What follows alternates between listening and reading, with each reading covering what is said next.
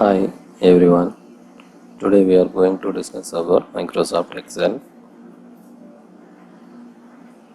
Microsoft Excel is a spreadsheet program. Is one of the package application program. So package என்றது MS Office. MS Office என்ற ஒரு பேக்கேஜில் நிறைய application program இருக்கும். Word, excel, power point, access, publisher, outlook அந்த மாதிரி.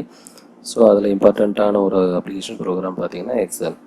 இந்த excel வச்சு நம்ம என்னதுக்கு எதுக்கு இந்த எக்ஸல் ப்ரோக்ராம் வந்து நம்ம யூஸ் பண்ணணும் அப்படின்ற ஒரு கொஸ்டனுக்கு நிறைய ரீசன் இருக்குது. ஸோ இப்போது எக்ஸலில் வந்து பார்த்திங்கன்னா ஜென்ரலாக வந்து சிம்பிளாக சொல்லணும்னா எக்ஸல் வந்து கால்குலேஷன் பர்பஸ்க்காக நம்ம யூஸ் பண்ணக்கூடிய ஒரு அப்ளிகேஷன் ப்ரோக்ராம்.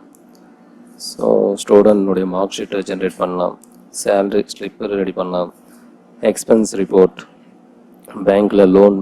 ஸோ இந்த மாதிரி ப்ராசஸ், ஸோ கால்குலேஷன் ரிலேட்டடான என்ன ப்ராசஸ் வேணால் நம்ம இந்த எக்ஸல் ப்ரோக்ராமை யூஸ் பண்ணி மேனிப்புலேட் பண்ணிக்கலாம். ஸோ அதுக்காக தான் நம்ம இந்த எக்ஸல் ப்ரோக்ராமை பார்க்க போகிறோம்.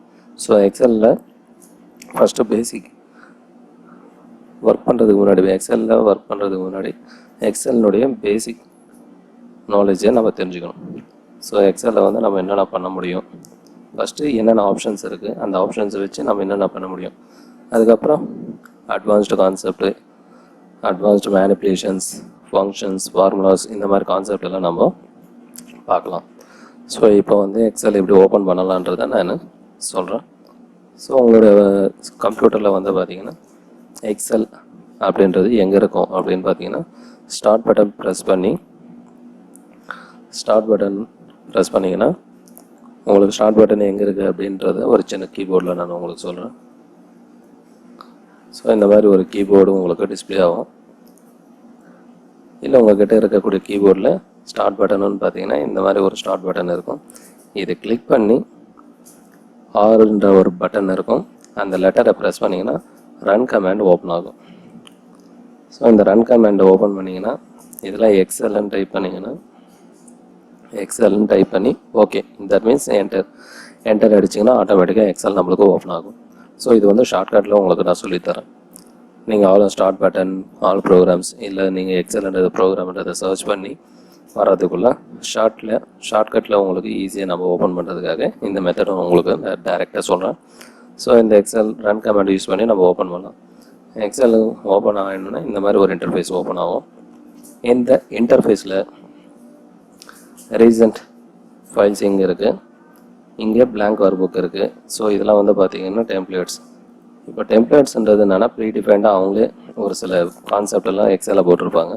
நம்மளுக்கு வேணுன்ற ப்ராஜெக்டை நம்ம யூஸ் பண்ணிக்கலாம். ஸோ இப்போ ஒரு பேங்க்கு லோன் மேனேஜ்மெண்ட் பண்ணுறது எப்படி எக்ஸலில், ஸோ அதுக்கான ஃபார்மேட்லாம் ப்ரீடிஃபைண்டாக அவங்களே கொடுத்துருப்பாங்க. ஸோ அதை நம்ம இங்கே டெம்ப்ளேட்ஸ்ன்ற ஒரு கான்செப்டில் பார்க்குறோம். ஸோ போஸ்டம் மந்த்லி பட்ஜெட், அது season photo calendar, academic calendar, monthly company budget. So இந்த மாதிரி நிறைய டெம்ப்ளேட்ஸ் இருக்குது. நம்மளுக்கு எந்த டெம்ப்ளேட்ஸ் வேணாலும் நம்ம உங்கள் ப்ராஜெக்ட்டுக்கு யூஸ் பண்ணிக்கலாம். ஸோ நம்ம ஃபஸ்ட்டு வந்து பேசிக் கற்றுக்கிறதுனால பிளாங்க் ஒர்க் புக்கை நான் கிளிக் பண்ணுறேன். கிளிக் பண்ணதுக்கப்புறம் நம்மளுக்கு ஓப்பன் ஆகுது இந்த மாதிரி இப்போ ஒரு பேஜ் தான் ஓப்பன் ஆகும். இந்த பேஜில் இந்த விண்டோ ஸ்க்ரீனு நம்ம எப்படி இது பண்ண போகிறோம், ஃபஸ்ட்டு இதில் இருக்கிற ஒவ்வொரு கான்செப்டை நம்ம பார்க்கலாம். ஸோ ஃபஸ்ட்டு வந்து பார்த்திங்கன்னா இந்த இடத்துல டைட்டில் பார்னு இருக்கும். இதுதான் டைட்டில் பார். ஸோ இந்த டைட்டில் பாரில் வந்து பார்த்திங்கன்னா புக் ஒன்னுன்ற ஒரு ஃபைல் நேம், இது டிஃபால்ட் ஃபைல் நேமு. நம்ம எதனா ஒரு நேம் கொடுத்தா அந்த நேம் இந்த இடத்துல டிஸ்பிளே ஆகும். நம்ம எந்த ஒரு நேம் கொடுக்காதப்போ டிஃபால்ட்டாக நம்மளுக்கு இதுதான் டிஸ்பிளே ஆகும். பக்கத்தில் இந்த அப்ளிகேஷன் ப்ரோக்ராம், இந்த விண்டோக்கான application program name, that means Excel. இது ஜென்ரலாக உங்களுக்கு தெரியும், மினிமைஸ், மேக்ஸிமைஸ் பண்ணுறது, ரீஸ்டோர் பண்ணுறது, க்ளோஸ் பட்டன். அடுத்தது நம்ம பார்க்க போகிறது ஃபைல்ன்றது ஒரு மெனு. ஸோ இந்த மெனு கிளிக் பண்ணிங்கன்னா இதில் நியூன்ற option, new workbook, open, already existing ஃபைலை ஓப்பன் பண்ணுறதுக்கு இன்ஃபர்மேஷன், இந்த ஃபைலினுடைய இன்ஃபர்மேஷனும் வந்து டிஸ்பிளே ஆகும்.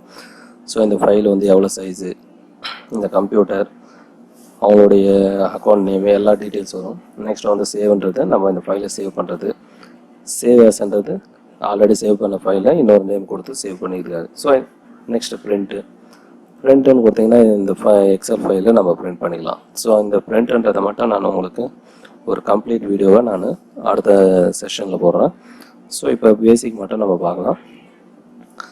ஸோ நெக்ஸ்ட் வந்து பார்த்தீங்கன்னா home, insert, page layout, formulas, data, review, view, help. So இதெல்லாம் வந்து பார்த்தீங்கன்னா டேப்ஸ்ன்னு சொல்லுவாங்க. இந்த டேப்ஸுக்குள்ளே ஒவ்வொரு டேபுக்குள்ளே வந்து பார்த்தீங்கன்னா குரூப் ஆஃப் கமெண்ட்ஸ் இருக்கும்.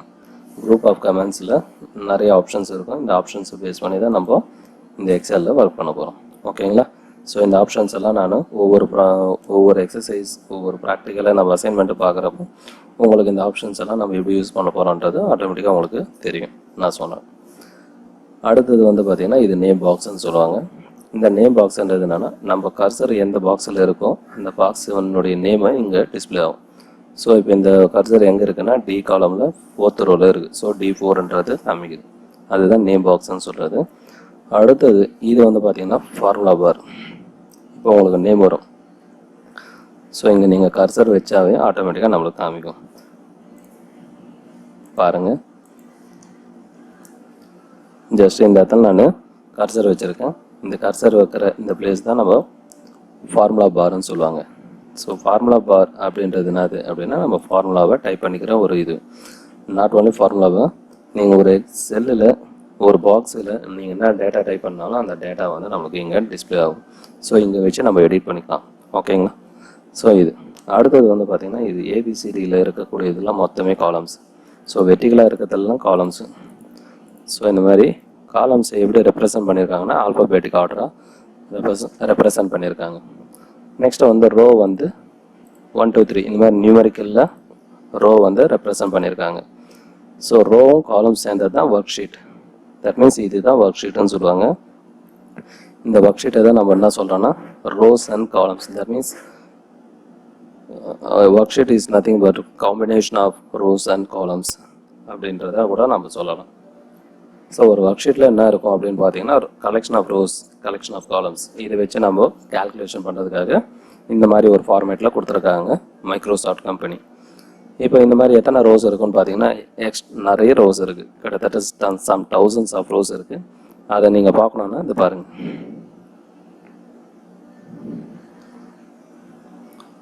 பாருங்கள் எத்தனை ரோஸ் இருக்குது. அப் டு எண்டு வரைக்கும் பார்க்கலாம் நம்ம.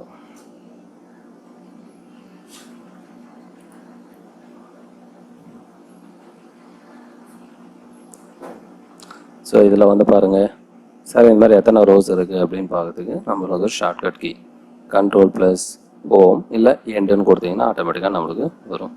ஸோ கண்ட்ரோல் எண்டுன்னு கொடுத்தீங்கன்னா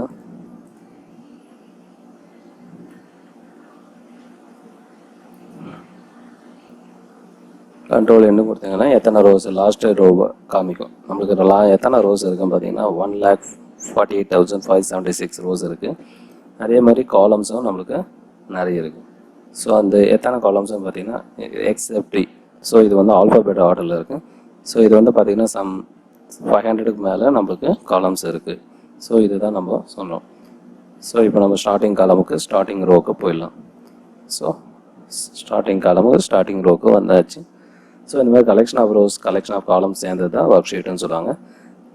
அந்த ஒர்க் ஷீட்டில் நம்ம எந்த ஷீட்டில் இருக்கோன்னு பார்த்தீங்கன்னா இங்கே கீழே இருக்க பாருங்கள், ஷீட் 1ன்னு இருக்குது. ஸோ இப்போ நம்மளுக்கு செகண்ட் ஷீட் வேணும் அப்படின்னு பார்த்தீங்கன்னா பக்கத்துலேயே ஒரு ப்ளஸ் அண்ட் ஒரு ஐக்கான் இருக்கும். அதை கிளிக் பண்ணிங்கன்னா ஆட்டோமேட்டிக்காக செகண்ட் ஷீட்டு வரும். எத்தனை ஷீட் வேணாலும் நம்மளுக்கு வந்து க்ரியேட் பண்ணிக்கலாம். ஸோ இங்கே வந்து பார்த்தீங்கன்னா ஃபைல் நேம் வந்து புக், ஒர்க் புக்குன்னு சொல்லுவாங்க. ஸோ ஜென்ரலாக வந்து பார்த்தீங்கன்னா மைக்ரோசாஃப்ட் வேர்டில் வந்து பார்த்தீங்கன்னா டாக்குமெண்ட்டுன்னு சொல்லுவாங்க. எக்ஸல் வந்து பார்த்தீங்கன்னா ஒர்க் புக்குன்னு சொல்லுவாங்க. ஸோ ஒரு ஒர்க் புக்குன்னாவே கலெக்ஷன் ஆஃப் ஷீட்ஸ். ஸோ இப்போ இந்த இடத்துல புக் 1 என்ற ஒரு ஃபைலில் எத்தனை ஷீட்ஸ் இருக்குன்னா 3-4 ஷீட்ஸ் இருக்குது. எத்தனை ஷீட்ஸை நம்ம க்ரியேட் பண்ணிக்கலாம்னா அன்லிமிட்டட், எத்தனை ஷீட்ஸ் வேணாலும் நம்ம க்ரியேட் பண்ணிக்கலாம். ஸோ இந்த மாதிரி ஷீட்டை வந்து நம்ம க்ரியேட் பண்ணிக்கிறதுக்காக ஷார்ட்கட் வந்து பார்த்திங்கன்னா Shift+F11 கொடுத்தீங்கன்னா ஆட்டோமேட்டிக்காக நம்மளுக்கு எத்தனை ஷீட்ஸ் வேணாலும் ஆட்டோமேட்டிக்காக வரும். ஸோ இப்போ எனக்கு 27th ஷீட்லேயே நம்ம இருக்கோம். இப்போ எனக்கு வந்து 10th ஷீட்டில் போகணும்.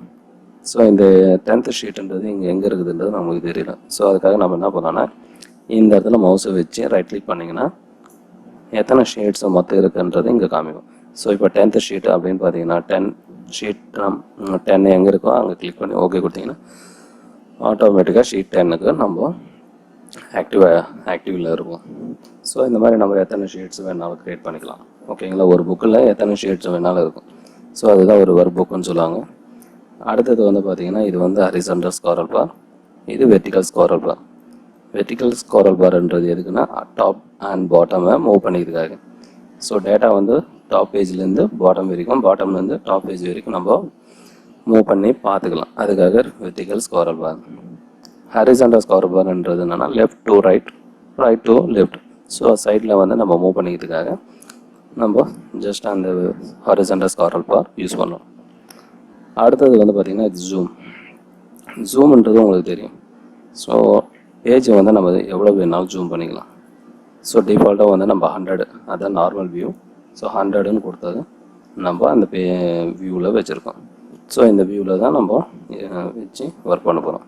ஸோ இது கரெக்டான வியூ, நார்மல் வியூன்னு சொல்லுவாங்க இதை. இப்போ வந்து பார்த்திங்கன்னா இந்த காலம்ஸ்ன்னு சொல்லியிருக்கேன். ஏபிசிடின்றது காலம்ஸு, இது வந்து ரோஸ்ன்னு சொல்லியிருக்கேன், நம்பர்ஸில் இருக்குது. ஸோ இப்போ இந்த இடத்துல வந்து பார்த்திங்கன்னா ஒரு பாக்ஸ் இருக்குது. இந்த பாக்ஸுக்கு பேர் வந்து செல்லுன்னு சொல்லுவாங்க. So cell, collection of cells சேர்ந்தது ஒரு ஷீட்டுன்னு சொல்லலாம், இல்லை collection of rows and columns சேர்ந்தது ஒரு ஷீட்டுன்னு சொல்லலாம். ஸோ எப்படி வேணாலும் நம்ம மென்ஷன் பண்ணலாம். ஸோ இப்போ ஒரு செல், இந்த செல்லில் வந்து நம்ம ஒரு டேட்டாவை டைப் பண்ணுறோம். ஸோ லெட்டர்ஸ் இருக்கலாம், மேபி நம்பர்ஸ் கூட இருக்கலாம். ஸோ இப்போ நான் ஒரு லெட்டர்ஸ் டைப் பண்ணுறேன். ஸோ இப்போ லெட்டர்ஸ் நான் டைப் பண்ணுறேன். தட் மீன்ஸ் ஒரு வேர்ட் டைப் பண்ணியிருக்கேன். இப்போ ஒரு நம்பர்ஸ் டைப் பண்ணுறேன். இங்கே வந்து பார்த்தீங்கன்னா லெட்டர்ஸ் டைப் பண்ணால் அதனுடைய அலைன்மெண்ட் வந்து லெஃப்ட்டில் இருக்குது. நம்பர்ஸ் டைப் பண்ணால் செல்லினுடைய ரைட் அலைன்மெண்ட்டில் இருக்குது. இது வந்து நீங்கள் அப்சர்வ் பண்ணணும். எப்போவுமே ஒரு எக்ஸலில் வந்து ஒரு செல்லில் நம்ம டேட்டாவை டைப் பண்ணோன்னா அது லெட்டர்ஸாக இருந்தால் லெஃப்ட் அலைன்மெண்ட்டில் இருக்கும், நம்பர்ஸாக இருந்தால் ரைட் அலைன்மெண்ட்டில் இருக்கும். ஸோ இதை வச்சு கூட நீங்கள் தெரிஞ்சுக்கலாம். ஸோ ஒரு செல்லில் இருக்கிறது லெட்டர்ஸாக நம்பர்ஸான்றதை நம்ம எந்த ஃபார்மேட்டில் இருக்குது அப்படின்றது கூட நம்ம இந்த அலைன்மெண்ட்டை வச்சு நம்ம தெரிஞ்சுக்கலாம். ஓகேங்களா. ஸோ இது வந்து பேசிக் எக்ஸல்னுடைய கான்செப்ட். ஸோ ஒரு எக்ஸலில் இந்த எக்ஸல்னுடைய இன்டர்ஃபேஸு எப்படி அப்படின்றத நம்ம உங்களுக்கு சிம்பிளாக சொல்லியிருக்கேன். இந்த சிம்பிள் வியூவை உங்களுக்கு இப்போ இந்த பேஸ் பண்ணி நம்ம எக்ஸலில் எப்படி ஒர்க் பண்ண போகிறோம், ஒவ்வொரு எக்ஸசைஸாக ஒவ்வொரு கான்செப்ட். ஸோ எக்ஸலில் வந்து நிறைய ஃபார்முலாஸ்லாம் இருக்கும், ஃபங்க்ஷன்ஸ் இருக்கும், இந்த மாதிரி நிறைய கான்செப்ட் பேஸ் பண்ணி கேல்குலேஷனாகவே நம்மளுக்கு தேவையானது ஃபார்முலாஸ் அண்ட் ஃபங்க்ஷன்ஸ் தான். ஸோ ஃபார்முலாஸ் யூஸ் பண்ணி என்னென்ன கேல்குலேட் பண்ண போகிறோம், என்னென்ன ஆர்கனைசேஷனுக்கு என்ன மாதிரி கேல்குலேஷன், என்ன மாதிரி ஃபார்முலாஸ் யூஸ் பண்ண போகிறோன்றதெல்லாம் நம்ம 1 by 1 ஒவ்வொரு செஷனில் நம்ம பார்க்கலாம். ஸோ கம்ப்ளீட் செஷன்ஸும் உங்களுக்கு கம்ப்ளீட் எக்ஸலினுடைய டியூட்டோரியல் மொத்தமே உங்களுக்கு கம்ப்ளீட்டாக டீட்டெயிலாக உங்களுக்கு எக்ஸ்பிளைன் பண்ணுறேன். எல்லா வீடியோஸ் பாருங்கள். இன்கேஸ் எதனா ஒரு செஷனில் உங்களுக்கு எதனா புரியல அப்படின்னா கமெண்ட் பண்ணுங்கள். எந்த செஷனில் என்ன கான்செப்ட் உங்களுக்கு புரியல, என்ன கிளாரிஃபிகேஷன் வேணும் அப்படின்றத நீங்கள் கமெண்ட் பண்ணிங்கன்னா அதுக்கு நான் உடனே ரிப்ளை பண்ணுறேன். ஓகேங்களா. சரி. ஸோ இப்போ இந்த ஃபைலை நம்ம இது பண்ணியிருக்கோம். இப்போ இந்த ஃபைலை வந்து எப்படி க்ரியேட் பண்ணுறது, அதாவது தட் மீன்ஸ் இந்த ஒரு ஒர்க் புக்கை க்ரியேட் பண்ணியிருக்கோம். இந்த ஒர்க் புக்கில் டேட்டா எப்படி டைப் பண்ணுறது, டேட்டா டைப் பண்ணி ஃபார்முலாஸை, சிம்பிள் ஃபார்முலாஸை நம்ம எப்படி கொடுக்குறது, எப்படி ஃபைலை சேவ் பண்ணுறது, சேவ் பண்ண ஃபைலை எப்படி பிரிண்ட் பண்ணுறது. ஸோ இதை பற்றி நம்ம நெக்ஸ்ட் வீடியோவில் பார்க்கலாம். Thank you. Meet to next class.